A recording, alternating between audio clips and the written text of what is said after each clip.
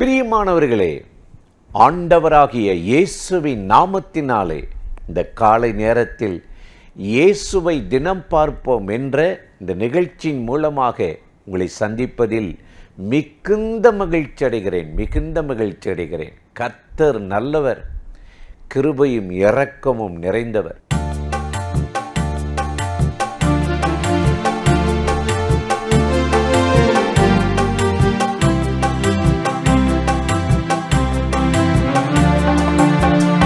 பிறந்தவன் சாத்தானை மிதிக்க பிறந்தவன், துதிக்க பிறந்தவன் சாத்தானை மிதிக்க பிறந்தவன். துதித்து துதித்து உம்மை உயர்த்துவே, நான் துதித்து துதித்து உம்மை பாடுவே. துதித்து துதித்து உம்மை உயர்த்துவே, நான் துதித்து துதித்து உம்மை பாடுவே. பிறந்தவன் சாத்தானை மிதிக்க பிறந்தவன், துதிக்க பிறந்தவன் சாத்தானை மிதிக்க பிறந்தவன்.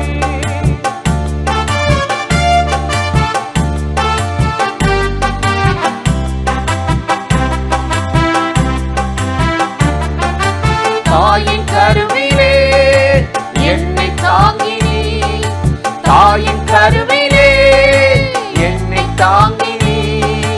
தகப்பனே உம்மை துதிப்பே, என் தகப்பனே உம்மை துதிப்பே. துதிக்க பிறந்தவன் சாத்தானை மிதிக்க பிறந்தவன், துதிக்க பிறந்தவன் சாத்தானை மிதிக்க பிறந்தவன்.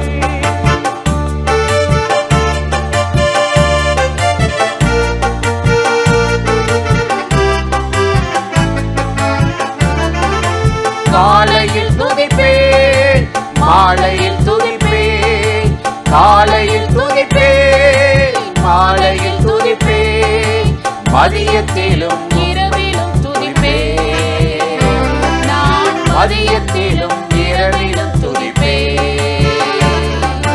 துதிக்க பிறந்தவன் சாத்தானை மிதிக்க பிறந்தவன், துதிக்க பிறந்தவன் சாத்தானை மிதிக்க பிறந்தவன்.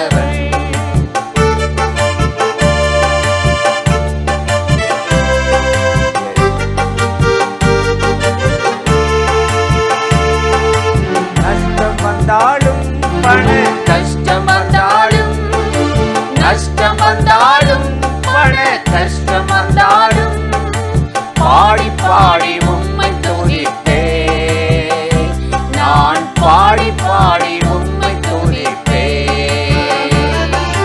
துதிக்க பிறந்தவன் சாத்தானை மிதிக்க பிறந்தவன், துதிக்க பிறந்தவன் சாத்தானை மிதிக்க பிறந்தவன்.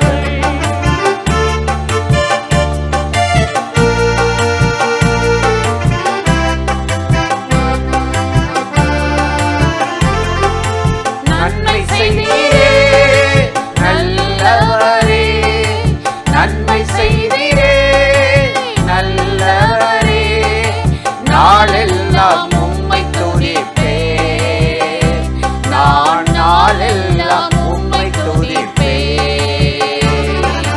துதிக்க பிறந்தவன் சாத்தானை மிதிக்க பிறந்தவன், துதிக்க பிறந்தவன் சாத்தானை மிதிக்க பிறந்தவன்.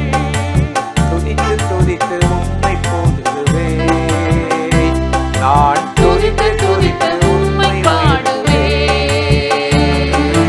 துதித்து துதித்து உம்மை உயர்த்துவேன், நான் துதித்து துதித்து உம்மை பாடுவேன். சங்கீதம் 107:20 சொல்லுகிறது, அவர் தமது வசனத்தை அனுப்பி அவர்களை குணமாக்கினார்.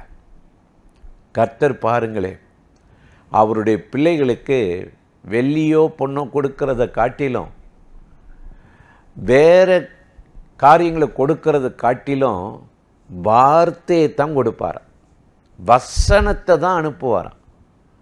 மற்றதுலாம் கொடுத்தா நீங்கள் தொலைச்சிருவீங்க, மறந்துடுவீங்க, அதனுடைய அருமை தெரியாது.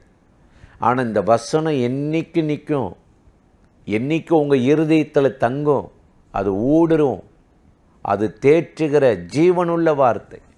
இயேசு சொல்லுகிறார், நான் உங்களுக்கு சொன்ன வார்த்தைகள் ஆவியும் ஜீவனுமாயிருக்கும் என்று சொன்னார். எவ்வளவோ பிஸ்னஸ் பண்ண ஆட்கள், ஊழியம் செய்த ஆட்கள், ஆண்டவரை நேசித்த சீசர்கள். ஆனால் எல்லாரும் போயிட்டாங்களே, நீங்கள் போயிடுறீங்களா, நீங்களும் போக போகிறீங்களான்னு கேட்கும்போது பேதுரு சொல்கிறாரு, நாங்கள் யாரிடம் போவோம்? நித்திய ஜீவ வசனங்கள் உம்மிடம்தானே இருக்கிறது என்று அந்த வசனத்தினுடைய மகத்துவத்தை அவர் பிடித்து அறிந்ததுனால ஆண்டவர் அவரை பாராட்டினாராம். இன்றைக்கி அந்த ஆண்டவருடைய வசனம் நம்மளோட பேசுங்க, அது ஜீவன் உள்ளதுங்க. சில வருஷங்களுக்கு முன்னாடி ஒரு வயதான தாயார், சமீபத்தில் நான் அவர்களை சந்தித்தேன். 92 வயது அவங்களுக்கு. அப்போ நான் அவங்கள்ட்ட போய் சில காரியத்தை பார்த்து பேசும்போது சொன்னாங்க, தம்பி, கர்த்தர் இம்மட்டும் என்னை கைவிடலை அப்படின்னாங்க. எப்படி சொல்கிறீங்க அப்படின்னு கேட்டேன். என் பிள்ளைங்களை நல்ல வசதி வாய்ப்பாக இருக்காங்க, தொழில் செய்கிறாங்க, வேலை செய்கிறாங்க, எல்லாம் என்னோட வந்து இருக்கணும், பிள்ளைகளோடு இருக்குன்னு கூப்பிட்டாங்க. நான் கிராமத்தில் ஒரு சின்ன வீட்டில் இருக்கிறேன். ஒரு இரவு திடீரென்று மரண பயம், நெஞ்சு வலி வந்துருச்சு. பக்கத்தில் போய் என்னுடைய மொபைல் ஃபோனை எடுத்து கூப்பிடலான்னு நினச்சா முடியலை, அவ்வளோ வலி. திடீர்னு என் மனசுக்குள்ளே ஒரு வார்த்தை கேட்டுச்சு, ஆபத்து காலத்தில் என்னை கூப்பிடு, பிள்ளைகளே அல்ல, நான் உன்னை தப்புவிப்பேன், நீ என்னை மகிமைப்படுத்துவாய். இந்த வார்த்தை கேட்ட உடனே அந்த மொபைலை எடுக்கிறத விட்டுட்டு அந்த வழியிலேயே இயேசுவேன்னு சொல்லி கூப்பிட்டு ஜெபம் பண்ணேன். இப்பொழுது அந்த வலி நின்று விட்டது. ஏறக்குறைய 10 வருஷம் ஆயிடுச்சு. அந்த வலி வரல, நான் பலவீனப்படவும் இல்லை. ஏசப்பா எனக்கு நல்ல சுகம் கொடுத்தார், அந்த ஒரு வார்த்தை அனுப்பினார் அப்படின்னாங்க. எவ்வளோ உண்மை இல்லை? வானமும் பூமியும் ஒளிந்தாலும் கர்த்தருடைய வார்த்தை ஒளிவதும் இல்லை, அழிவதும் இல்லை என்றார்.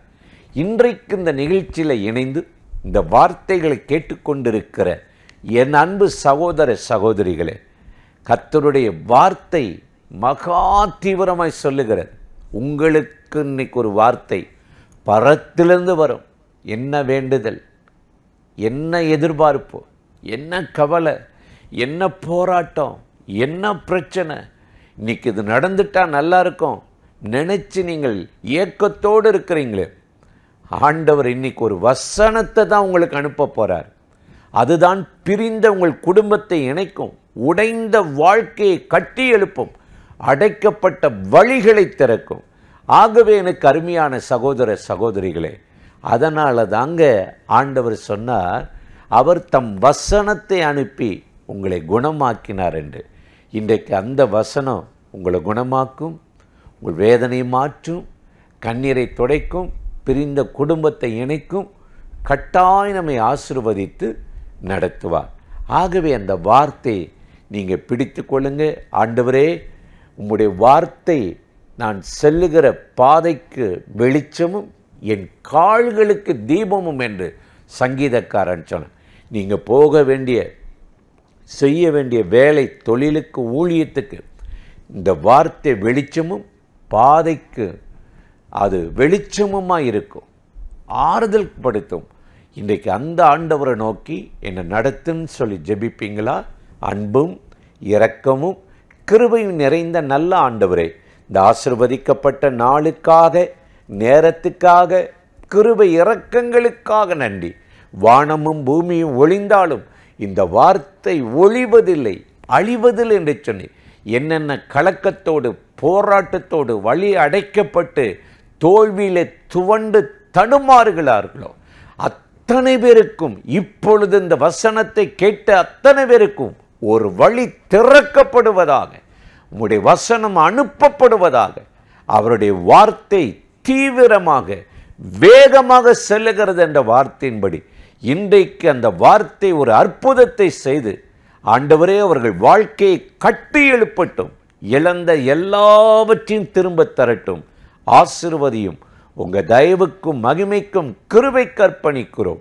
இயேசுவின் நாமத்தில் வேண்டிக் கொள்ளுகிறோம் நல்ல பிதாவே, ஆமீன், ஆமீன். ஆண்டவர் இந்த ஜெபத்தை கேட்டிருக்கிறார். கட்டாயம் இந்த நிகழ்ச்சி உங்களுக்கு ஆசீர்வாதமாக இருந்திருக்கும். இதை நீங்களும் பாருங்கள், மற்றவங்களுக்கு அறிமுகப்படுத்துங்கள், ஷேர் பண்ணுங்கள். யூடியூப் சேனலில் போய் நம்முடைய நிகழ்ச்சிகள்லாம் பார்க்க ஜீசஸ் லிவ்ஸ் மினிஸ்ட்ரியில் போய் சப்ஸ்கிரைப் பண்ணுங்கள். மற்றவங்களுக்கு இதை அறிமுகப்படுத்துங்கள். ஆண்டவராகிய தேவன் ஆசீர்வதித்து நடத்துவார். ஆமென்.